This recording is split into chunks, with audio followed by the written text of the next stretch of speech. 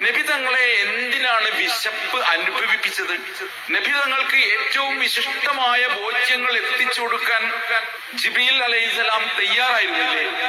എന്നിട്ടും നബി തങ്ങൾ വിശന്ന് ഒട്ടിയ വയറുമായി കല്ല് കെട്ടി നടന്നു വിശക്കാതിരിക്കാൻ.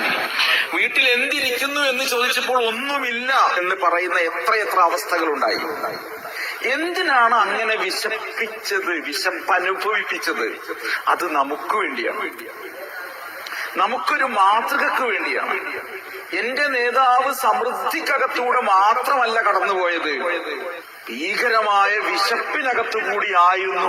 അതുകൊണ്ട് ലോകത്തനുഭവിക്കുന്ന ഏത് വേദനയോടൊപ്പവും എനിക്ക് ഐക്യപ്പെടാൻ കഴിയുമെന്ന സന്ദേശമാണ് യഥാർത്ഥത്തിൽ നബി തങ്ങൾ വിശന്നു എന്ന് പറയുന്നത്. എനിക്ക് വായിക്കുമ്പോൾ എപ്പോഴും വല്ലാതെ വേദനിച്ചൊരു ഭാഗമാണത്.